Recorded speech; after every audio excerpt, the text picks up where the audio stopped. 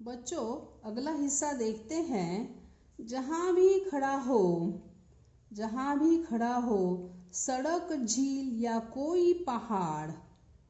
सड़क, झील या कोई पहाड़, भेड़िया, बाघ, शेर की दहाड़, पेड़ किसी से नहीं डरता है।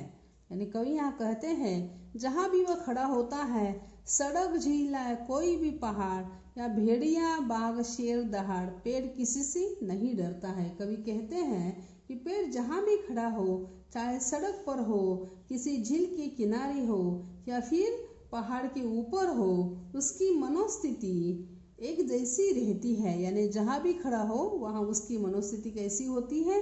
एक जैसी ही रहती है। पेड़ के सामने भेड़िया, बाघ जैसे हिंसक पशु आ जाए या शेर दहाड़ने लगे, पेड़ किसी से नहीं डरता। कवि क्या कहते हैं? उसके सामने कोई भी आ जाए, जंगली जानवर क्यों ना आ जाए, शेर दहाड़ने लगे या फिर भेड़िया, बाघ क्यों ना आ जाए, पेड़ इनसे नहीं डरता है। मनुष्य की हालत कैसी होती है? मनुष्य इससे डरता है। हत्या या आत्महत्या नहीं करता है पेड़। पेड़ क्या करता है? हत्या या आत्महत्या नहीं करता है। मतलब जबकि मनुष्य हिंसक पशु के सामने आने पर डर से ही मर जाता है। मनुष्य की हालत कैसी होती है? हिंसक प्राणी सामने आ जाने के बाद डर के मारे ही मनुष्य मर जाता है। लेकिन पेड़ जो है वह किसी से भी नहीं डरता है।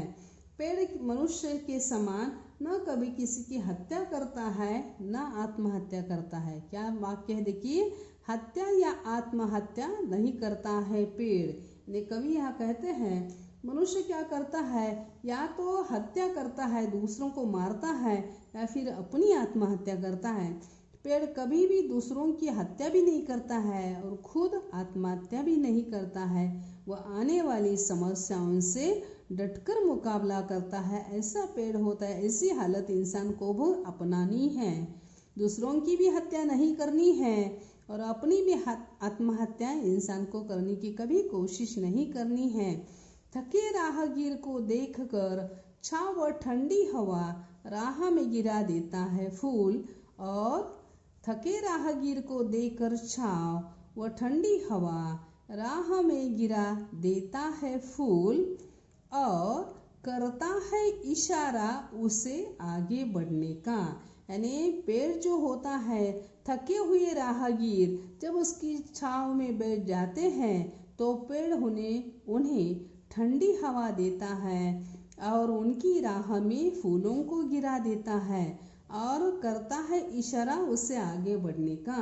ऐसे इंसान को उसकी थकान दूर करता है, उसे ठंडी हवा देता है, उस पर फूल न्योछावर करता है और उसे आगे बढ़ने के लिए हौसला भी देता है, इशारा भी करता है। यानी पेड़ करता है सभी का स्वागत। जो लोग थके मांदे उसके छाया में आकर बैठ जाते हैं पेड़ की छाँव में, तो उन्हें वह अपनी ओर से यह सब सुख सुविधा देने की कोशिश करता है। यानी इसके विपरीत पेड़ थके हुए यात्रियों को ठंडी हवा देता है, शीतल छाया देता है। यही नहीं, पेड़ राहगीरों के समक्ष पुष्प वर्षा करके मानो उन्हें अपनी राह पर आगे बढ़ते रहने की प्रेरणा देता है। जो भी यात्री उसके पास मुसाफिर छाँव में आकर बैठते हैं तो उनकी इस प्रकार वह सेवा करता है, उन्हें ठंडी हवा देता है, शीतल छाया देता है और ऐसे यात्रियों को पुष्पों की वर्षा करके मानो उन्हें अपनी राह पर आगे बढ़ते रहने की प्रेरणा पेड़ देता है। ऐसा हमें यहाँ दिखाई देता है। यानी पेड़ जो है थके हुए राहों की इस प्रकार सेवा करता है, उनका स्वागत करता है, देता है सभी को विदाई और फिर वह उन्हें आगे बढ़ने की प्रेरणा देता है। और फिर ऐसा दिखाई देता है कि देता है सभी को विदाई, गांव के रास्ते का वह पेड़ आज भी मुस्कुरा रहा है। कवि यहाँ कहते हैं कि वह जो पेड़ है जो दूसरों की सेवा करता है, पुष्प देता है, ठंडी हवा देता है, स्वागत करता है और उन्हें आगे बढ़ने के लिए प्रेरणा देता है, वही पेड़ कवि कहते हैं देता है सभी को विदाई। गांव के रास्ते का वह पेड़ आज भी मुस्कुरा रहा है, हालांकि वह सीधा नहीं टेढ़ा पड़ा है। कवि यह कहते हैं कि पेड़ के समीप जो भी आता है पेड़ सभी का स्वागत करता है। यात्री जब थकान उतरने के बाद पेड़ के नीचे से उठकर चल देते हैं तो पेड़ सभी को विदा भी करता है। यानी इस प्रकार सेवा पेड़ करता है ऐसा दिखाई देता है, तो पेड़ सभी को विदा भी करता है। कवि कहते हैं कि गांव के रास्ते में मुस्कुराता पेड़ जाने कब से टेढ़ा खड़ा है। यानी इतने आंधी तूफान आ जाए फिर भी वह खड़ा है। उनकी वजह से, आंधी तूफान की वजह से भले थोड़ा टेढ़ा क्यों न हो जाए, फिर भी वह मुस्कुराता हुआ वही खड़ा है अपनी जगह पर और आने जाने वाले लोगों का मुस्कुराता हुआ सामना करता है, ऐसा यहाँ कवि कहते हैं। आगे देखिए, वे कहना चाहते हैं कि सच तो यह है कि रात भर तूफान से लड़ा है, खुद घायल है वह पेड़। यानी रात भर वह तूफान आंधी से लड़ा हुआ है, आंधी तूफान हो गए हैं उनसे लड़ा हुआ है, फिर भी मुस्कुरा रहा है। इंसान की हालत इसके बिल्कुल विपरीत होती है। कोई समस्या आ गई तो मनुष्य बहुत जल्दी घायल हो जाता है और फिर अपने आगे बढ़ने की राह से पीछे मुड़ने की कोशिश करता है या रुक जाने की कोशिश करता है। लेकिन पेड़ ऐसा नहीं है, आंधी तूफान आ गए फिर भी मुस्कुरा रहा है।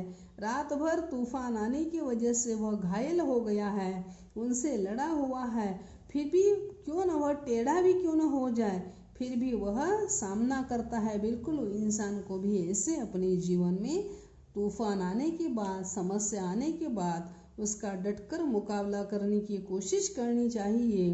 रात भर तूफान से लड़ा है, खुद घायल है वह पेड़, लेकिन क्या देखा तुमने? खुद घायल है वह पेड़, लेकिन क्या देखा नहीं तुमने? उस पर अब भी सुरक्षित चहचहाते हुए चिड़िया के बच्चों का घोंसला है। यानी उस पेड़ पर चिड़िया का घोंसला है। रात भर जब आंधी तूफान आए थे तो वह पेड़ डगमगाया नहीं था, बल्कि उसने डटकर उनका सामना किया हुआ है।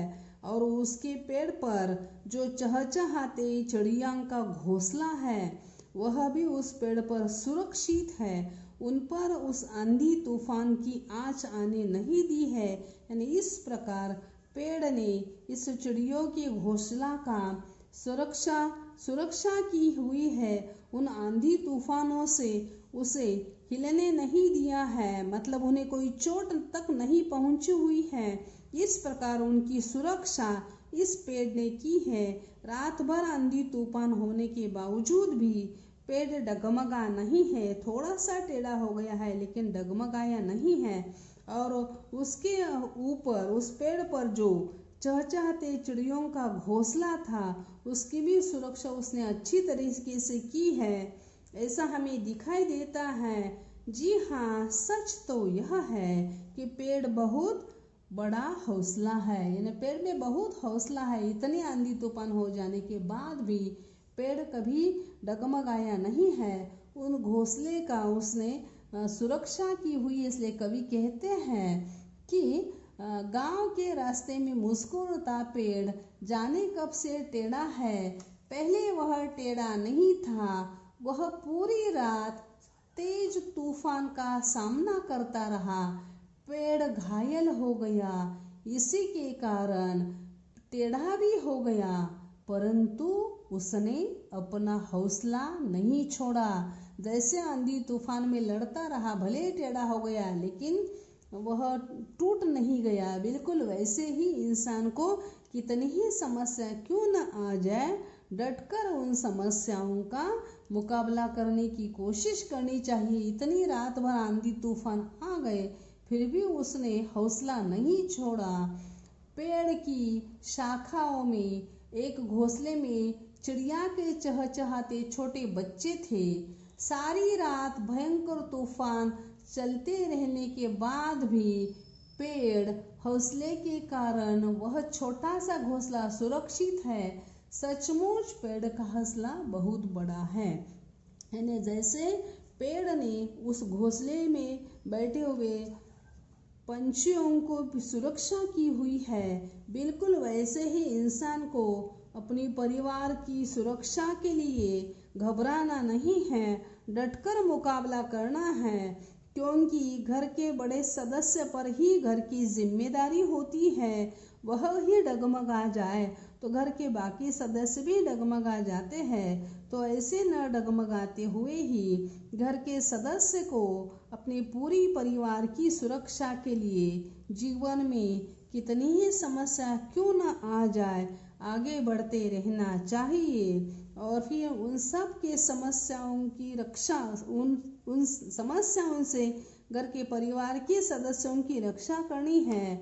बिल्कुल वैसे ही अपना जीवन भी समाज के काम के लिए उपयोग में लाना है, क्योंकि आप जानते हैं अनपढ़ लोग हमेशा कहते हैं कि मैंने इस धरती पर जन्म लिया है तो इस धरती का ऋण चुका कर ही जाऊंगा।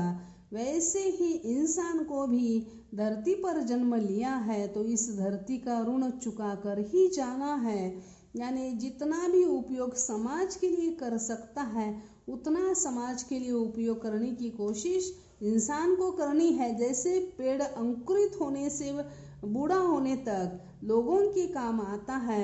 आप जानते हैं पेड़ को फल लगते हैं तो वह पेड़ या फूल पेड़ के स्वयं के काम नहीं आते हैं, दूसरों के काम आते हैं।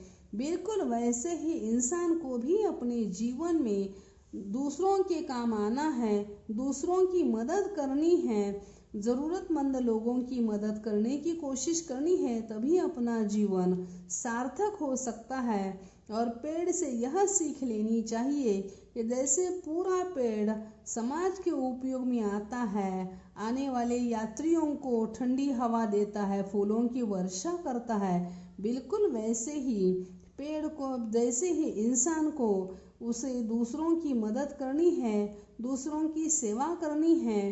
पेड़ के सामने जैसे जंगली जानवर आने के बाद पेड़ घबराता नहीं है, आंधी तूफान आने के बाद घबराता नहीं है, जैसे डटकर मुकाबला करता है वैसे ही इंसान को समस्या आने के बाद डटकर मुकाबला करना चाहिए, घबराना नहीं है। जीवन की नैया पार करनी है तो अनेक समस्याओं का सामना करते हुए ही इंसान आगे बढ़ सकता है। समस्या तो जीवन में आती ही रहती है, तो उन समस्याओं का सामना करना पड़ता है, करने की कोशिश करनी है। यह पेड़ से हमें सीख लेनी है। जैसे पेड़ दूसरों के काम आता है वैसे ही इंसान को दूसरों के काम आना है। सिर्फ स्वार्थ पूर्ति के लिए अपना ही स्वार्थ नहीं देखना है, बल्कि दूसरों लोगों के काम कैसे आ जाए इस ओर भी ध्यान देना है। आप जानते हैं दूसरों को मदद करने के बाद जो मन को सुकून और शांति मिलती है वह हम पैसों के तराजू में तोल नहीं सकते हैं, बल्कि वह शांति मन को एक अलौकिक आनंद देती है। बिल्कुल वैसे ही इंसान को इस अलौकिक आनंद का प्रयोग करना है जीवन में, दूसरों को सुख शांति देने की कोशिश करनी है, तभी जीवन सफल हो जाता है। ऐसा हमें यहाँ दिखाई देता है। कवि यही पेड़ से हमें सीख देना चाहते हैं कि पेड़ जैसे ही इंसान को जीवन में आगे बढ़कर दूसरों की मदद करनी। खुद घायल हो गया पेड़, लेकिन उसके ऊपर जो चहचहाते बच्चों का घोंसला था उसे चोट तक नहीं आने दी है, खुद घायल होगा। यह सीख लेनी चाहिए इंसान को, भले अपने आप को थोड़ी समस्या क्यों न हो जाए लेकिन दूसरों को नुकसान न पहुंचे इस ओर ध्यान देना है। यही पेड़ से सीख लेने की कोशिश इंसान को करनी चाहिए, ऐसा हमें यहाँ दिखाई देता है। यानी हम पढ़ लिख कर आगे बढ़ते हैं जीवन में तो जो किताबों से ज्ञान लेते हैं वह सिर्फ डिग्री हासिल करने के नहीं लेना है। जो ज्ञान हम किताबों से लेते हैं वह अगर आचरण में लाएंगे तभी हम सही मायने में पढ़े लिखे हो गए ऐसा हो जाएगा। अन्यथा जैसे कुछ लोग किताबों से ज्ञान लेते हैं और फिर आगे जीवन में उसका उपयोग नहीं करते हैं, तो ऐसे नहीं करना है। उस ज्ञान का उपयोग हमें जीवन में करने की कोशिश करनी चाहिए। यही सीख यहाँ कवि ने बता दी है। यहाँ हम लोग रुक जाते हैं।